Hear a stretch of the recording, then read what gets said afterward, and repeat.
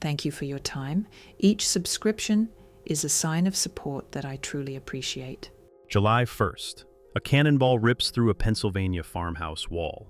70,000 men fall in 3 days here, America's bloodiest battlefield. Everything changes at Gettysburg. One small town, 2 armies. 3 days that determine if this nation survives or splits forever into separate countries.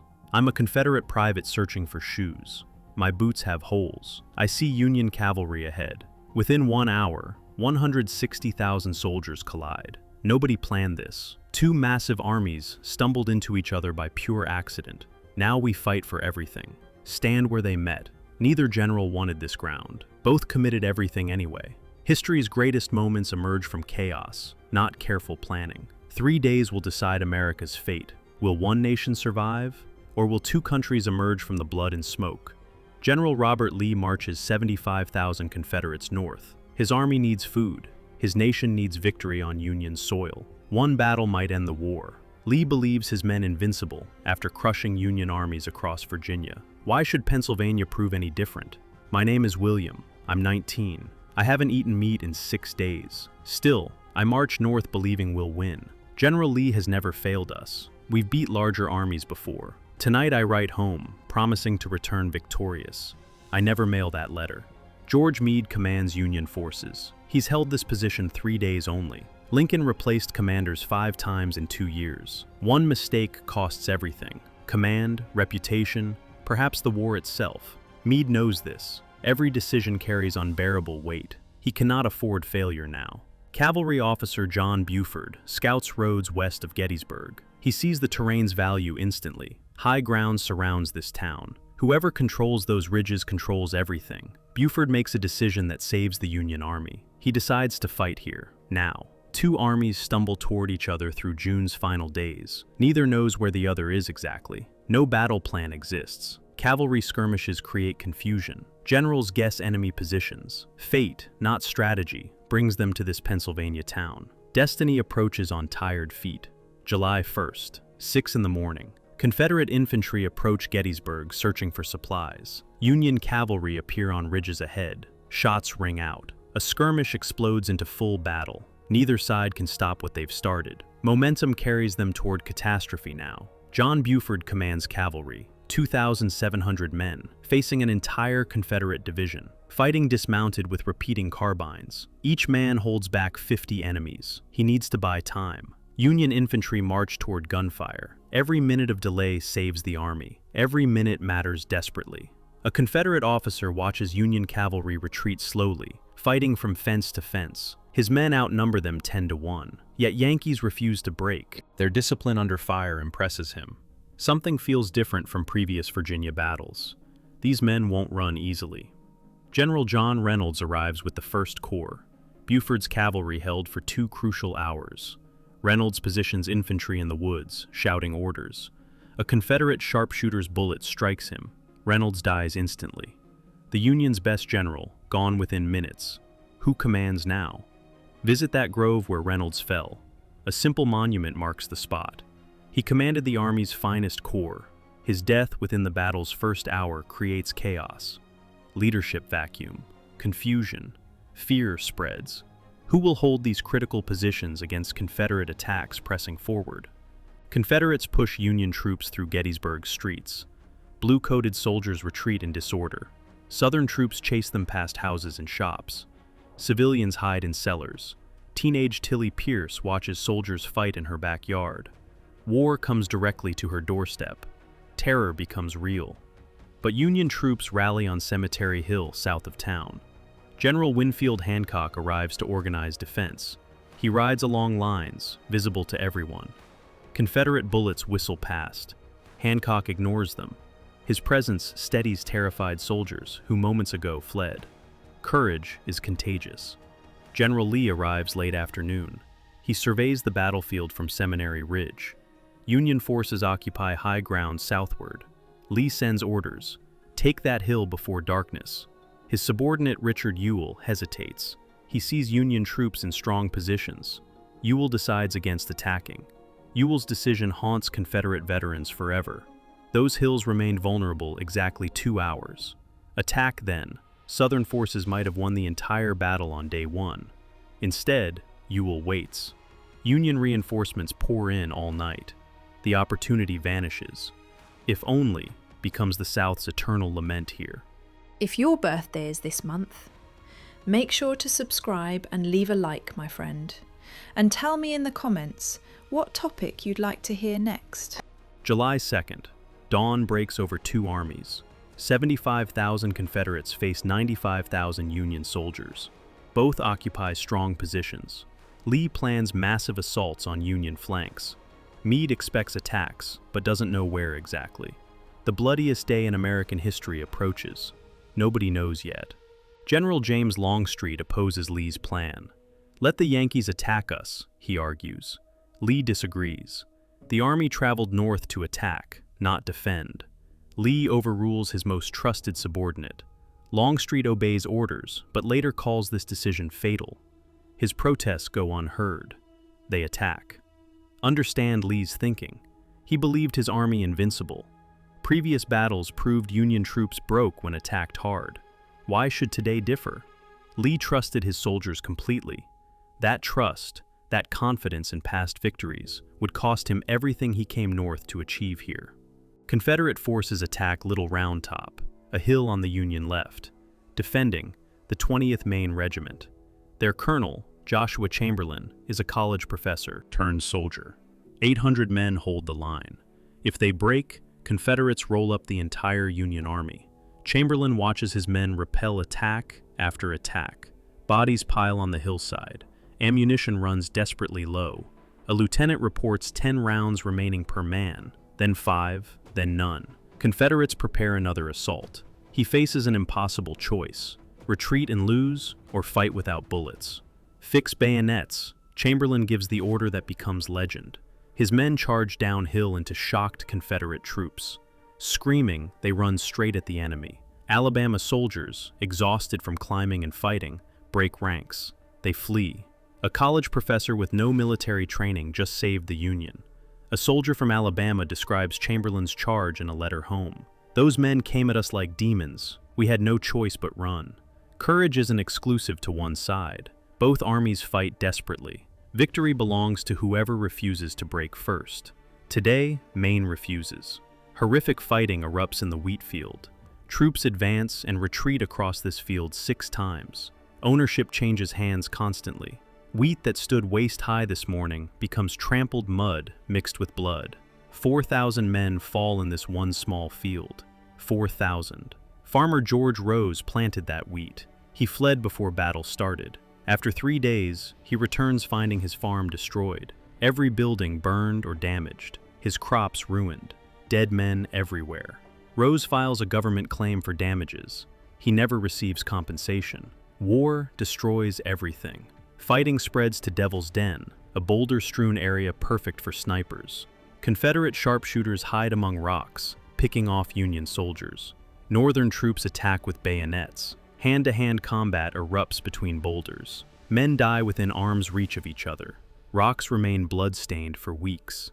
Evening brings fighting to the peach orchard. Union General Daniel Sickles disobeyed orders and moved troops forward into this exposed position. Confederate artillery tears his lines apart. Sickles himself loses his leg to a cannonball. 2,500 of his soldiers become casualties in 2 hours. Generals fought half-blind. No telephones, no airplanes. Orders traveled by horseback messenger. Battles shifted faster than information moved. A decision made at 9 in the morning reached the front line at noon, when everything had already changed. Men died because messages arrived too late. Day 2 ends with both armies bloodied but unbroken. Neither gained decisive advantage. Lee's attacks failed breaking Union lines. Meade's army held strong positions. Casualties from this single day exceed most entire battles. Yet both commanders prepare fighting again tomorrow. Neither can quit. July 3rd. The war's most famous day begins. I'm grateful for every one of you. Your subscription keeps this channel alive. Thank you. Lee decides on one massive assault against the Union center. He believes previous attacks weakened Union forces. One concentrated blow might break them. His generals express doubt. Lee remains convinced. He orders 15,000 men to attack across open ground. Confederate artillery opens fire at 1 o'clock.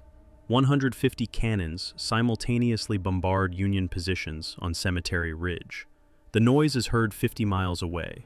Solid shot and shells pour onto Union lines. The largest artillery barrage ever seen in North America. Surely nothing survives this. But most Confederate shells sail over Union positions, landing in the rear. Artillery crews misjudge distances in smoke and heat. Union soldiers huddle behind stone walls, relatively protected. The massive bombardment, meant to devastate Union defenses, largely wastes ammunition. Confederate gunners don't realize their error. Union Artillery Commander Henry Hunt orders his guns to stop firing. He wants to save ammunition for the infantry assault he knows is coming. Confederate officers see Union guns silent. They believe their bombardment succeeded. They think Union artillery destroyed. This misperception proves fatal. 3 o'clock. Silence falls across the battlefield. Confederate infantry prepare to attack. General George Pickett commands one division. James Pettigrew leads another. Isaac Trimble brings a third. 15,000 men line up in perfect parade formation. They must cross 3/4 of a mile under direct fire. A Virginia soldier writes in his diary, "We could see the enemy clearly. We knew what awaited us, but orders are orders. We would show those Yankees what Southern men could do." He survives the attack. Half his regiment does not. Half will never go home. The order comes. Forward. 15,000 Confederates step out from tree line. They maintain perfect formation. Union soldiers on Cemetery Ridge watch in awe. Never before have they seen such magnificent military display. Beautiful and terrible simultaneously. Everyone knows what's about to happen now. Stand behind that stone wall where Union troops waited. Picture 15,000 men walking toward you across open fields. They're not running. They're walking in formation, as if on parade. Confederate battle flags wave. Officers ride on horseback. The most courageous and foolish thing you'll ever witness. Union artillery opens fire. Shells tear gaps in Confederate lines. Soldiers close ranks and continue forward. Closer they come. 500 yards, 400 yards, 300 yards. Now Union infantry open fire. Thousands of rifles discharge simultaneously. Confederate soldiers fall in waves. Still they advance. A Union private later recalls, "They came on as if nothing could stop them. Our bullets cut them down like wheat before a scythe.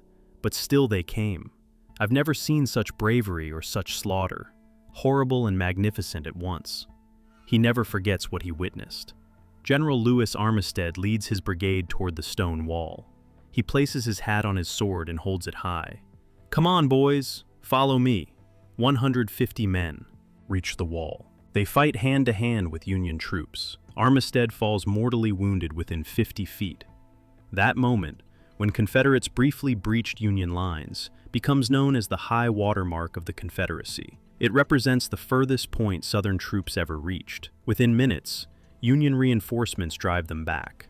The assault fails. Half the attackers are dead, wounded, or captured. Surviving Confederates retreat across those same fields.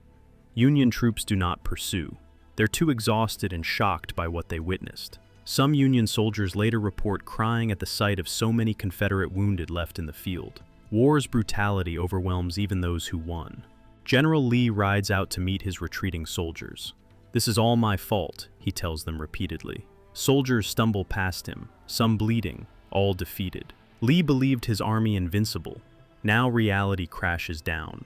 His grand assault achieved nothing except unprecedented casualties. The invasion failed completely. General Pickett never forgives Lee. Years later, someone asks why his charge failed. "I think the Yankees had something to do with it," he responds bitterly. His division lost 2/3 of its strength in 30 minutes. Some regiments practically ceased existing as organized units, entire companies wiped out. July 4th. Rain pours down on the battlefield. Both armies remain in position. Lee expects Meade to attack his weakened lines. Meade's generals argue over whether to pursue. The armies stare at each other across corpse-filled fields. Neither general wants to resume fighting. The battle is over. 51,000 casualties in 3 days. 7,000 dead, 33,000 wounded, 11,000 missing. These numbers exceed any battle in American history before or since. Every family in America, North and South, knows someone who fought here. Gettysburg becomes synonymous with sacrifice. Elizabeth Thorne served as cemetery caretaker locally. Her husband fought with the Union Army elsewhere. During the battle, she hid in her cellar. Afterward, she buried 105 soldiers. Thorne was 6 months pregnant. She dug graves herself. Her story represents countless civilians whose lives war transformed forever. Dr. Jonathan Letterman organized Union medical services. His ambulance corps removed wounded men from the battlefield efficiently, yet even his excellent system was overwhelmed. Field hospitals filled every barn, church, and house for miles. Surgeons operated continuously for days. Thousands died from wounds modern medicine heals easily.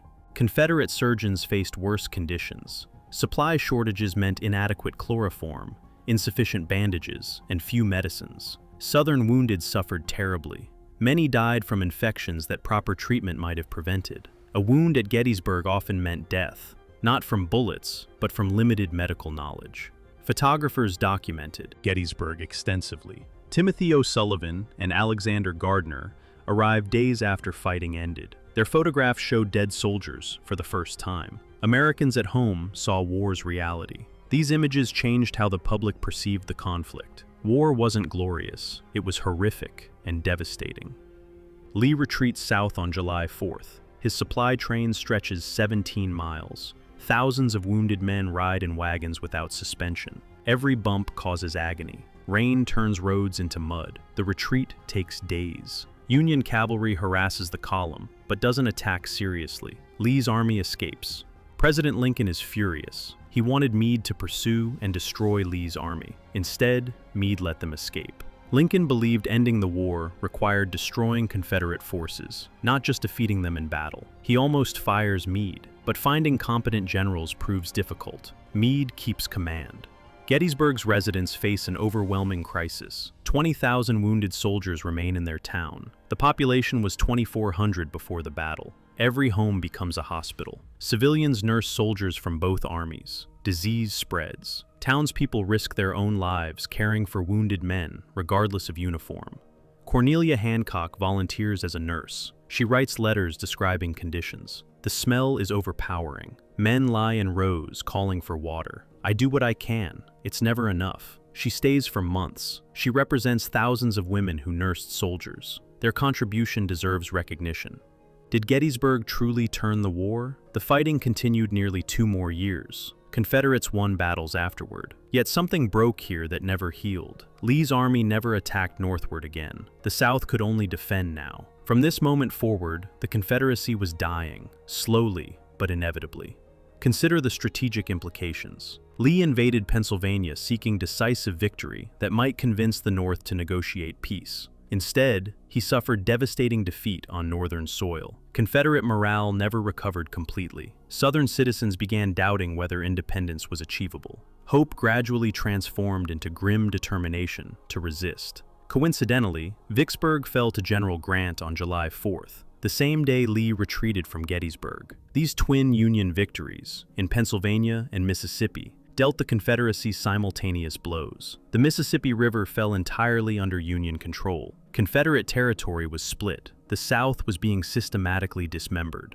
Military analysts note Lee's mistakes. He attacked strong positions unnecessarily. He divided his cavalry before battle. He ordered frontal assaults against entrenched enemies. Yet Lee's greatest error might have been overconfidence. Previous victories convinced him his army could overcome any obstacle. Pride, not poor tactics, caused defeat.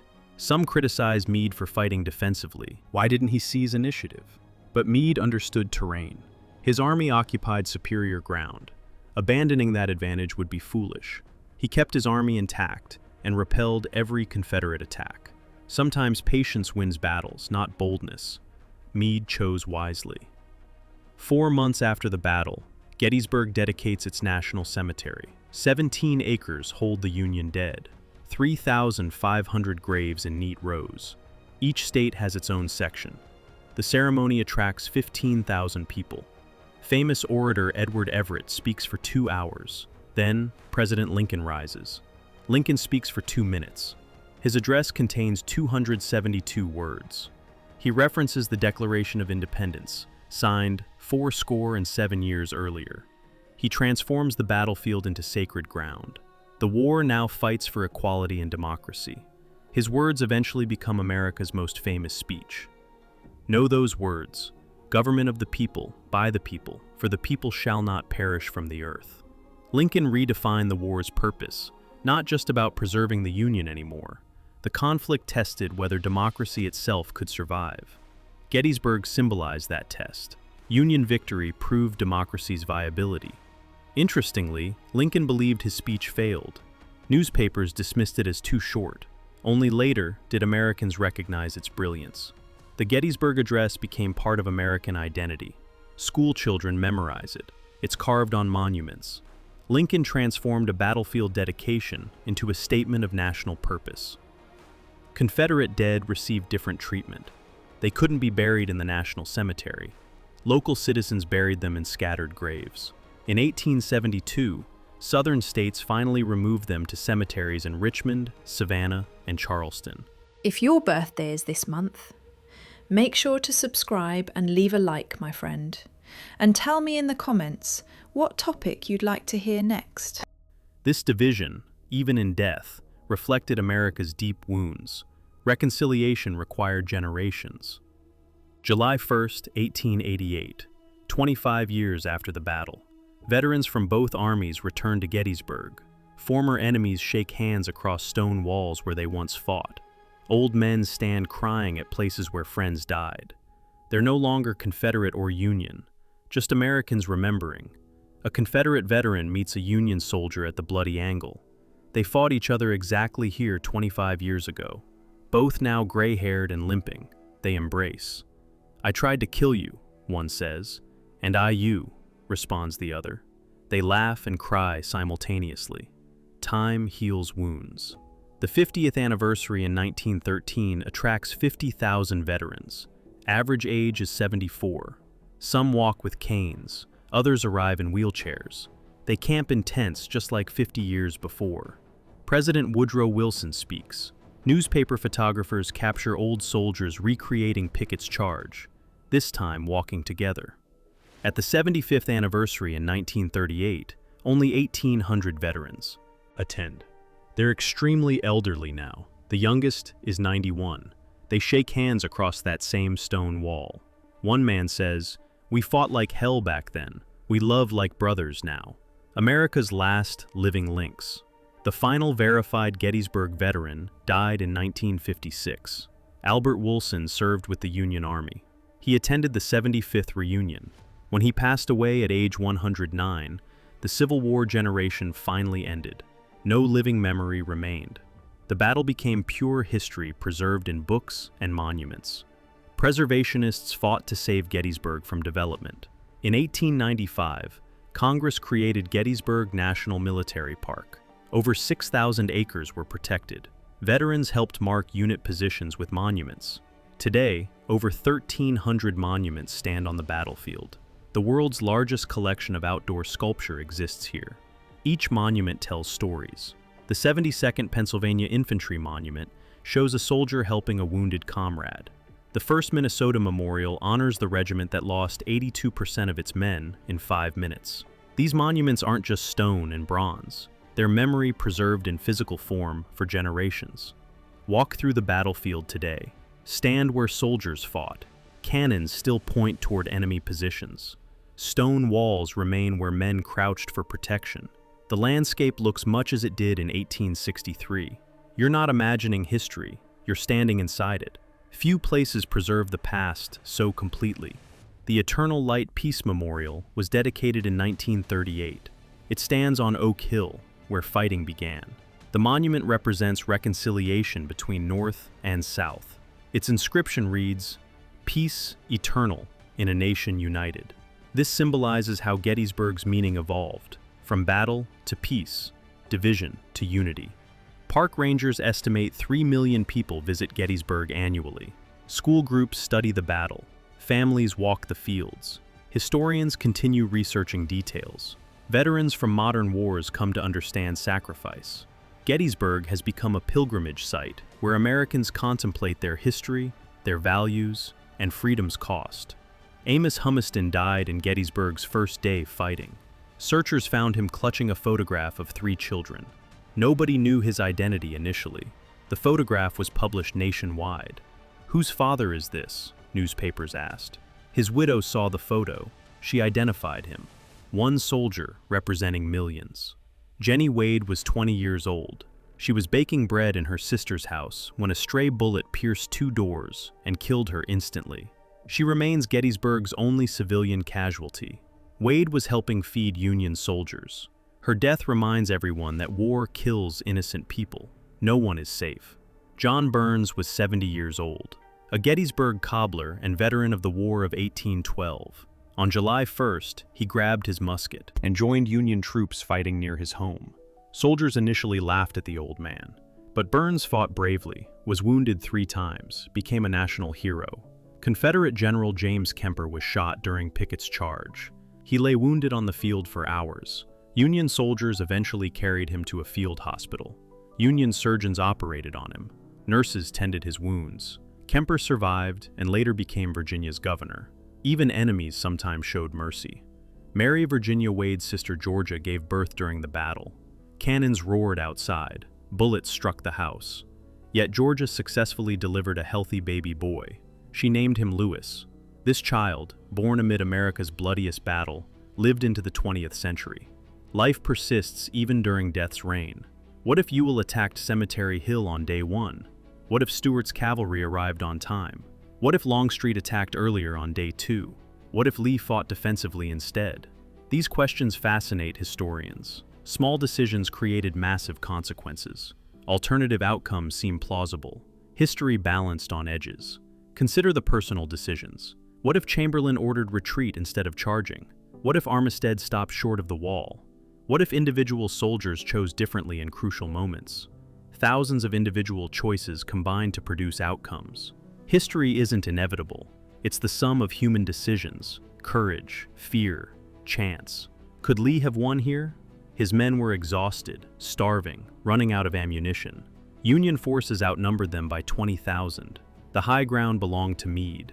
Logic says Confederate victory was impossible, but battles don't follow logic. Men do impossible things. One breakthrough changes everything. Gettysburg changed warfare permanently.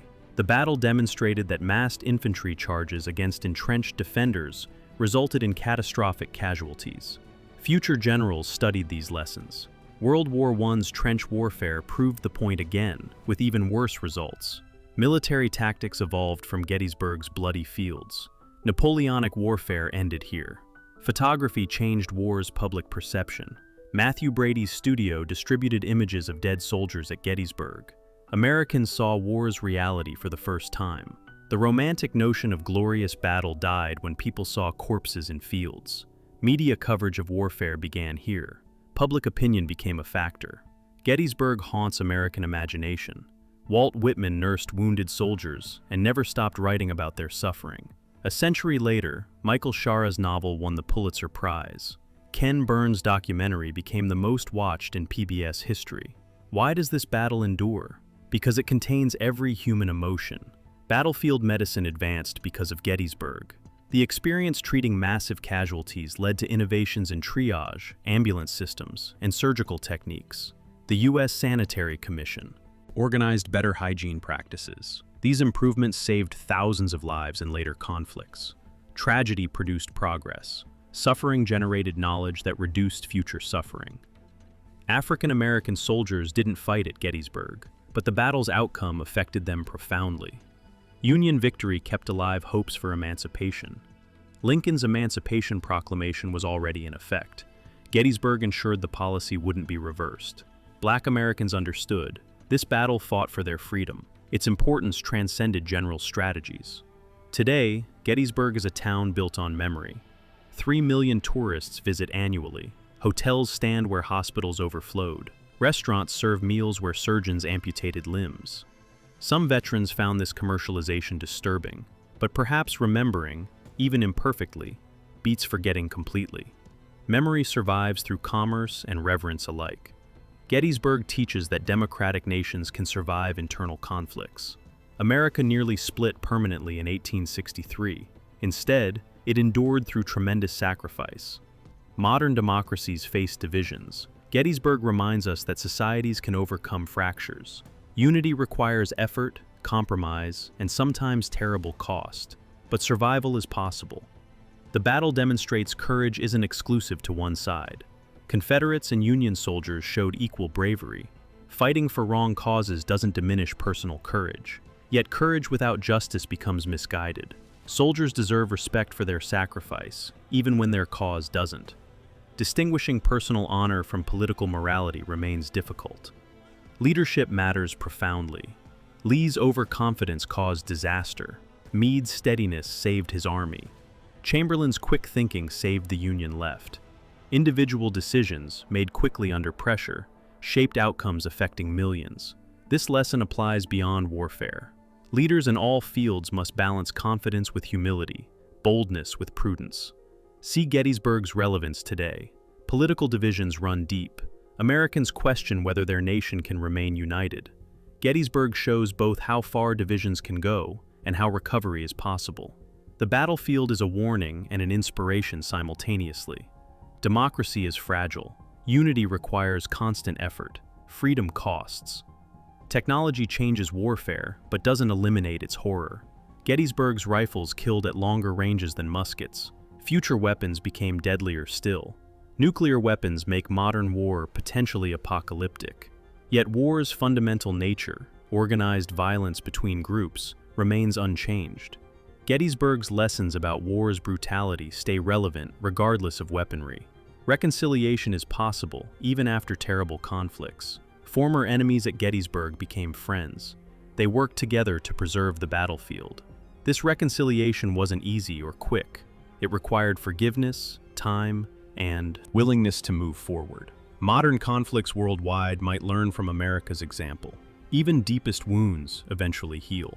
Remember that cannonball tearing through the farmhouse at dawn? That single projectile represented 51,000 casualties about to occur.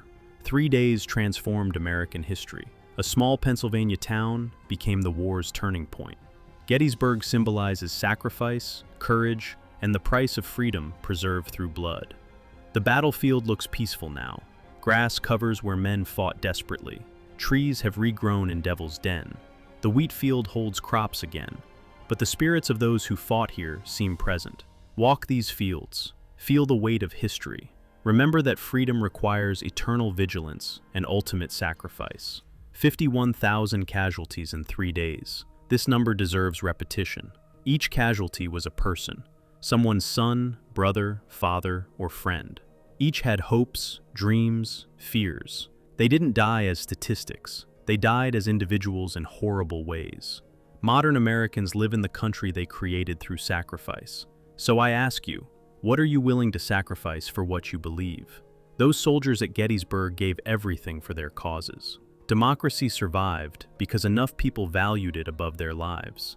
That commitment seems distant today. Perhaps walking Gettysburg's fields reminds us that freedom isn't free.